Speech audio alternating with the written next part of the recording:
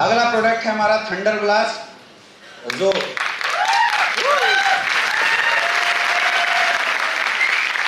अच्छा जो पी के आए हैं वो लोग ताली बजा रहे हैं। थंडर ब्लास्ट, बहुत सारे लोग इस प्रोडक्ट को सेक्सुअल इन्हांसमेंट प्रोडक्ट के रूप में प्रमोट करते हैं, लेकिन ऐसा नहीं है। थंडर ब्लास्ट आपके नर्वस सिस्टम को प्यूरिफाई करता है। सबसे पहला काम क्या है इसका? नर्वस सिस्टम को प्यूरिफाई करने का काम करता है। इंटरनल एनर्जी और स्टेमिना को बढ़ाने का काम करता है। क्या काम करता है? इंटरनल एनर्जी और स्टेमिना को बढ़ाने का काम करता है। नर्वस सिस्टम को सही करता है, इंटरनल एनर्जी और स्टेमिना को बढ़ाने का काम करता है। ब्लड प्यूरिफिकेशन सिस्टम का काम करता है। ऑक्सीडेशन प्रोसेस को इनहांस करने का काम करता है। क्या काम करता है? आपकी बॉडी में जो गंदगियां हैं उसको भी ये निकालने का काम करता है। मतलब खून साफ करने का भी हम बोल सकते हैं कि थंडर ब्लास्ट बहुत अच्छा काम करता है।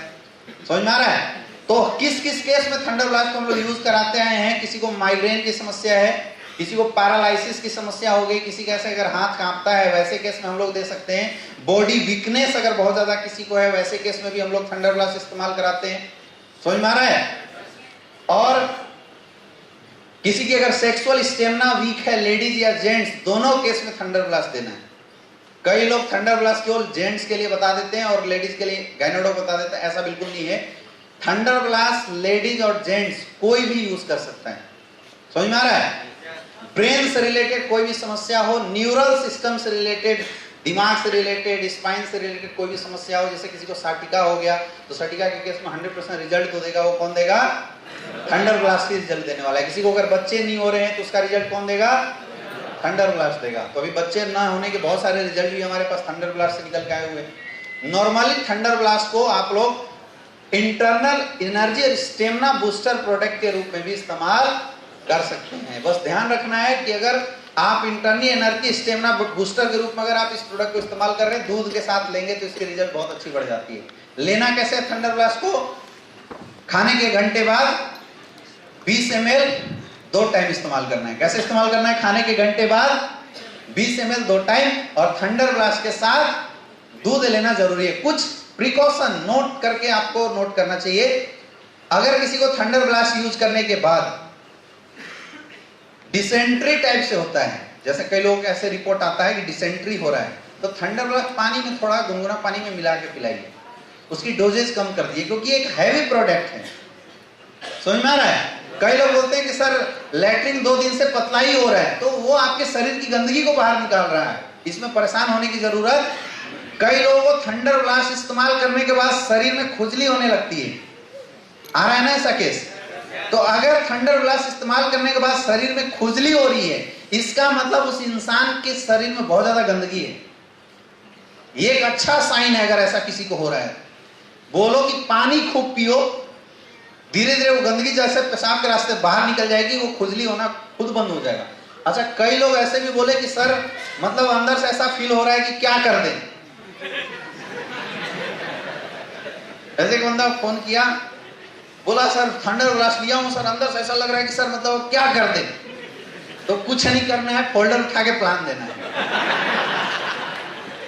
समझ में आ रहा है? और कुछ नहीं करना है। वो इसलिए लगता है क्योंकि आपकी बॉडी की इंटरनल एनर्जी बूस्टअप हो जाती है, बढ़ जाती है। आप एक्सरसाइज कीजिए, अगर बहुत ज्यादा रही है तो क्या करना है? एक्सरसाइज कीजिए, आप रनिंग कीजिए, आपकी ये जो समस्या है ये ऑटोमेटिक खत्म हो जाएगी। लेकिन प्रोडक्ट यूज करना कभी मत छोड़िए। पैरालिसिस के केस में अगर आप किसी को थंडर ब्लास्ट यूज करवाते हैं तो उसके साथ कार्डियो डॉग जरूर इस्तेमाल करवाइए। समझ में आ रहा है? फिर मैं रिपीट कर रहा हूं, पैरालिसिस अगर किसी को है उस केस में अगर आप थंडर ब्लास्ट इस्तेमाल कराते हैं तो कार्डियो डॉग जरूर दें, क्योंकि पैरालिसिस जो होता है बहुत ज्यादा बीपी इंक्रीज हो जाने की वजह से होता है, इसलिए कार्डियो डॉग जरूर देना है।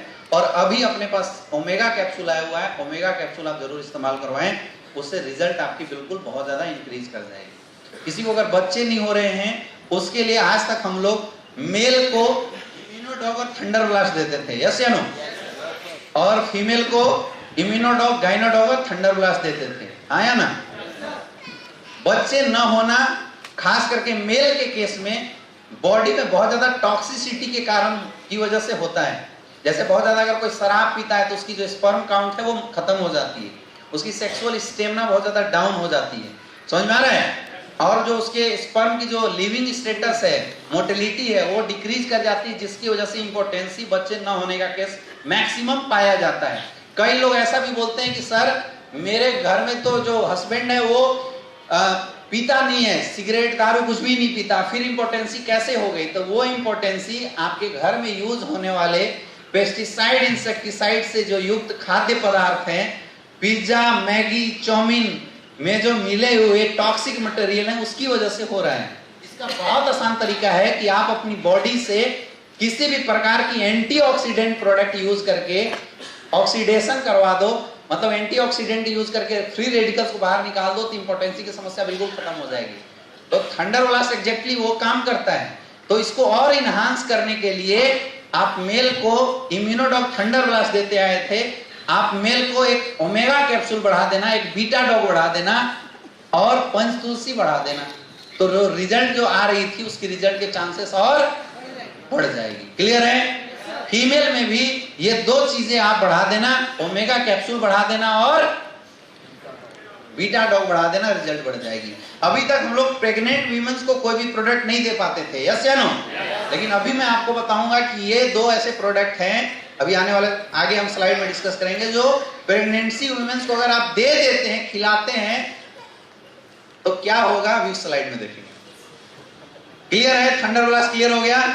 बहुत अच्छा आपको रिस्पॉन्स मिलेगा।